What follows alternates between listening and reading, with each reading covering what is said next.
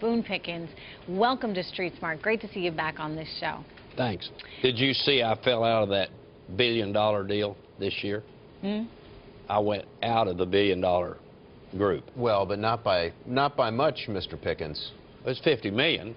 I went down to Every million counts. I've now given away more than I'm worth. Well, that's Have you really? exciting. I have, yeah. Really what happened to me, 08, 09, I was $4 billion, lost 2, gave away 1, and have 1 left. Wow. A little less than 1. Well, you can't take it with you, so you know what? You're exactly right. Yeah. Where do you give the money to? Oh, I've given it, like last week it was Johns Hopkins, Wilmer Eye Institute at Johns Hopkins. They've done more for macular degeneration, and I have macular. And this eye is dry, this one's wet, and I get shots in the wet eye. How'd you like to get a shot in your eye? You get shots, actual shots. I wouldn't like that, Boone. I'll be honest. I wouldn't like that at all. You're a brave man. It isn't that bad. Honestly, it is not. So, you're so synonymous with energy and the future of energy. You've pushed very hard for nat gas, according to the International Energy. I had it figured out, didn't I? Yes, you did. We are set to overtake Russia here as a net exporter of energy.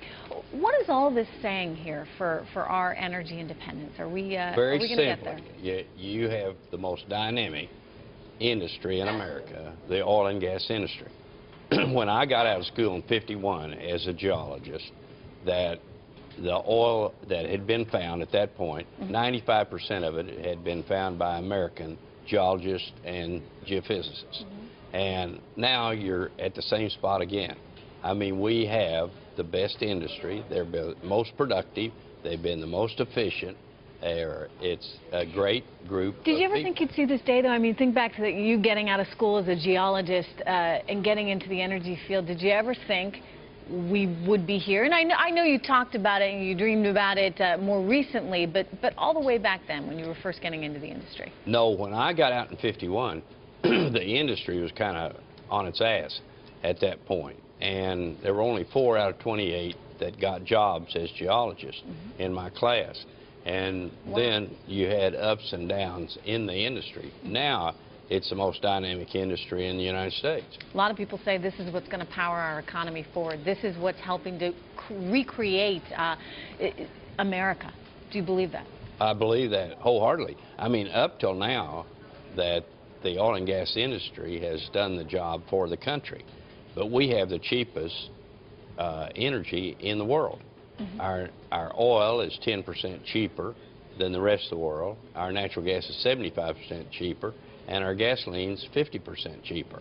And that's fueling the growth in this country. Can we do it safely, though? A lot of concerns about fracking and development in shale. We got a lot of it, but can we consistently bring it to the surface safely? The President of the United States said 6 months ago that the Department of Energy had developed fracking 30 years ago. Okay. I saw my first frack job in 1952. That was 60 years ago. Right. I personally have fracked 2,000 wells. Yes, it can be done safely. I mean, you're fracking 2 miles down, and what they always talk about is that you damage the aquifers. The largest aquifer in North America extends from Midland, Texas to the South Dakota border, across 8 states. There have been hundreds of thousands of wells drilled through that aquifer and fracked below, and no damage to the aquifer. It really, I promise you. It can be done safely. Yes, it can. We were talking about this amazing just energy renaissance that the country is going through, and you were saying that, when you first got into this industry, you had no idea that there was a chance the U.S. could actually become a real source of energy independence. No, that when I got in at '51, we peaked in 1970. So oil was increasing in the United States over that period. Yeah. '70, we peaked at 10 million barrels a day, and then we fell off to 5. That period was a tough period for the industry and for all of us in the industry. And then the shale came back, And so horizontal drilling is huge. I mean, that's... You open up more of the formation with that horizontal drilling, and then you frack it, you explode it. So it's really a combination, isn't it? Yes, it is. But you go down and get in the pay zone and then run a lateral hole out 5,000, some of them are 9,000 feet out. And then you frack all down that hole. So some people have been critical, saying, you know, we shouldn't be exporting so much of our own energy. What do you say? Well, how much are we exporting? Right now, we're not exporting any oil, and we're getting ready to export natural gas. The first LNG terminal goes online, what, about 2 years? 15. Yeah. Yeah, and that'll be at Cheniere, Lake Charles, Louisiana. But you are exporting product, gasoline and diesel, out of the country. You're exporting about, I think, 2.8 million barrels a day, but you're exporting 2.8, importing 1.4 products. We're just talking about gasoline and diesel. So your net exporter of 1.4 million barrels a day. So we aren't big exporters yet. We won't be on oil because we're using 18 million barrels of oil a day, producing about half of it in the United States, and importing the rest. About half of the half comes from Canada and Mexico. The other half comes from OPEC. And that's the one I want to stop. I want to stop the OPEC part. Well, and part of how you want to do that is to switch fleets, say, to natural gas, so you use more of what we have, nat gas, and less of what we don't, oil. Yes, and it's 30% cleaner and half the price of diesel. So it makes all the sense in the world, but that is going to happen. Is it moving fast enough for you? I mean, you say it's going to happen. At 85, nothing moves fast enough for me. I don't move so fast, but you know what I mean? Yeah, yeah. And sure, I want it to happen faster. What's the holdup? I started this in '88.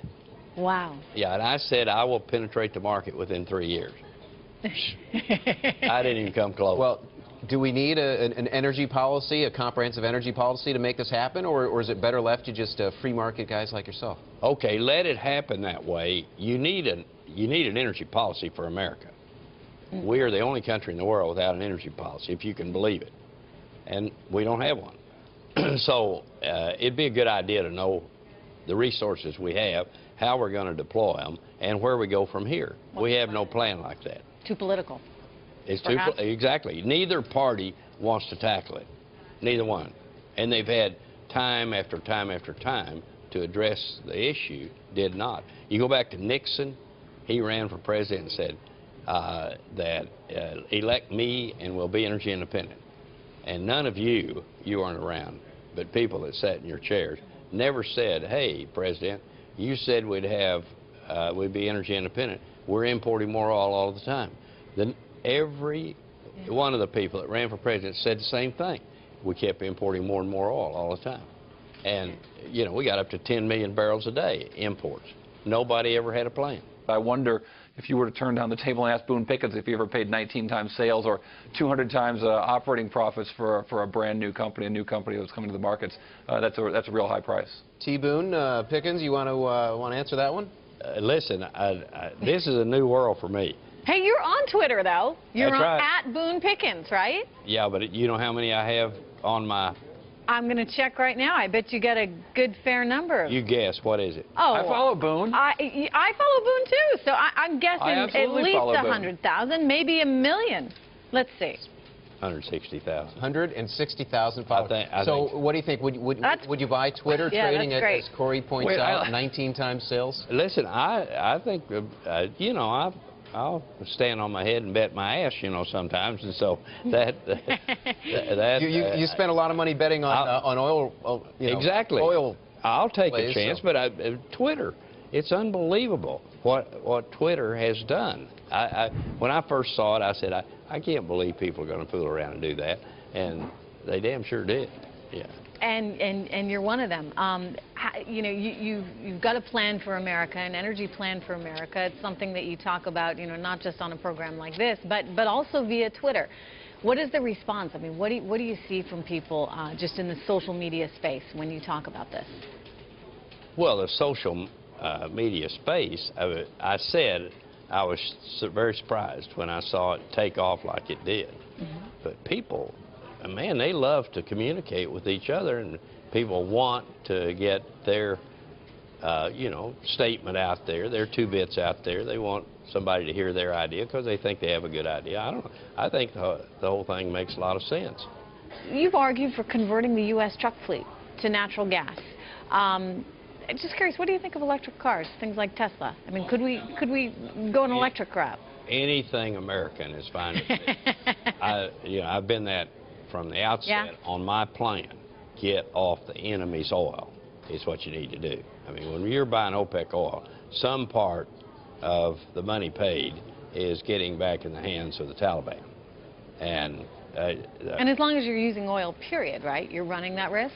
Sure because you are. It's a global market? Okay, but if we had an energy plan, we don't have to be in the Persian Gulf. At 17 million barrels of oil a day that comes through the Straits of Hormuz, only 10% of it comes here.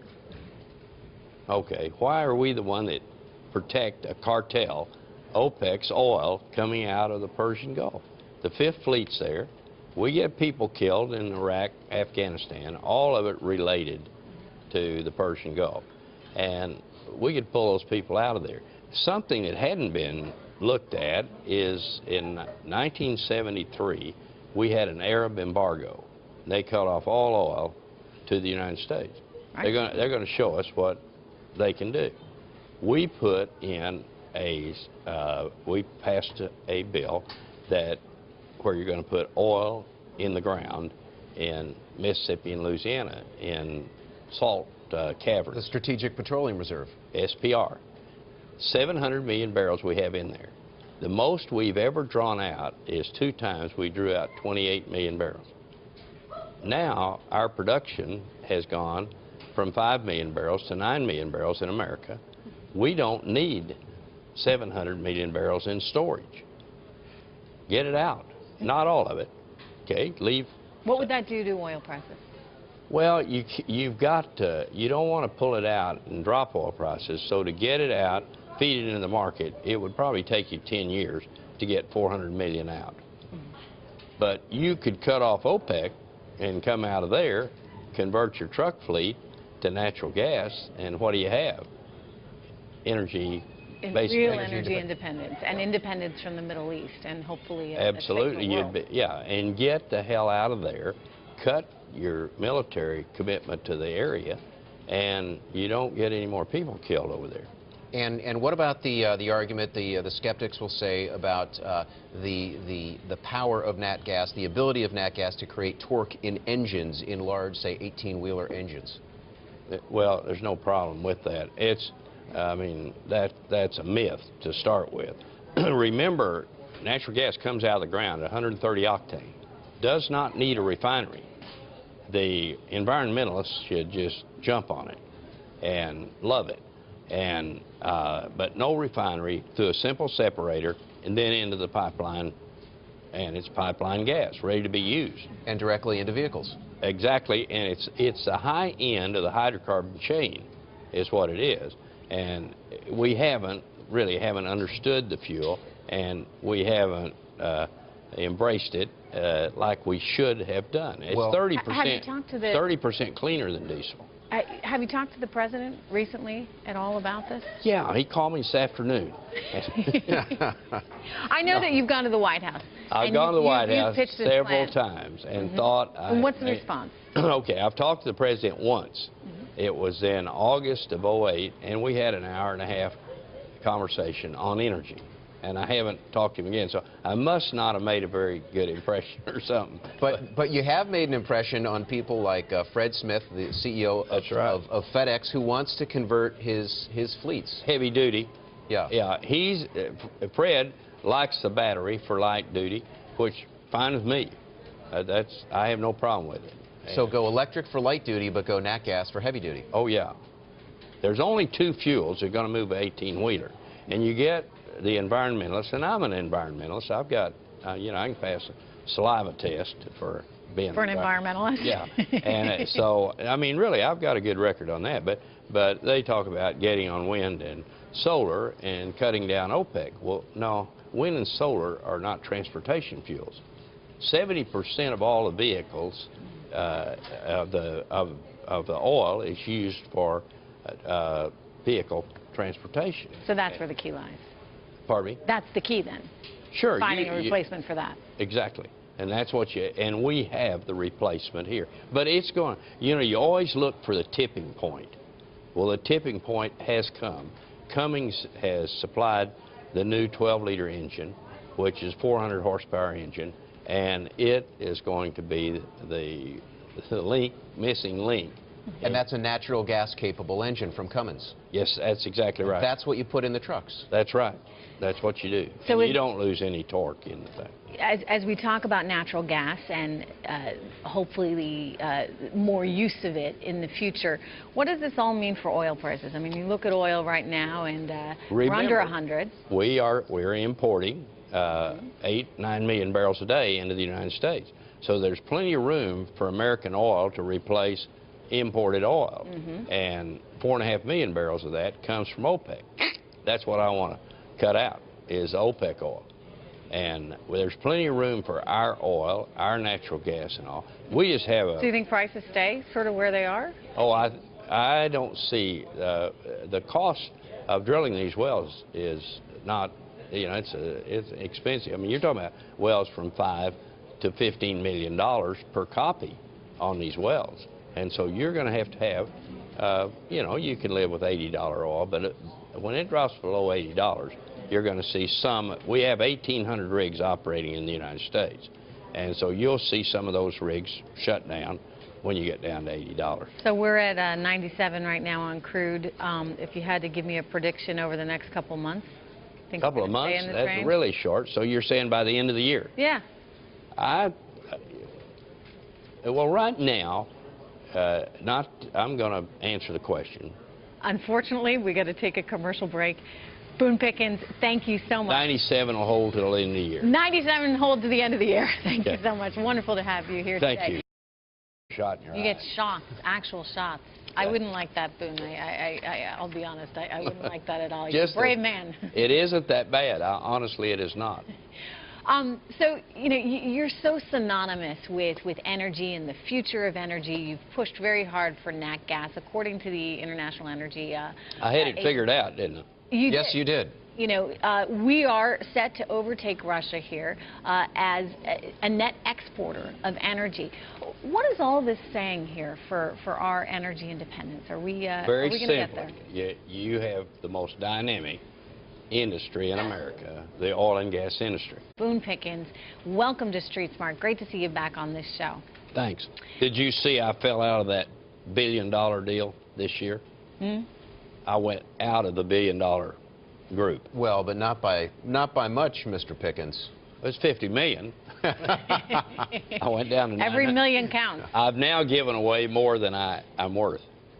Well, that's have you really? Exciting. I have, yeah.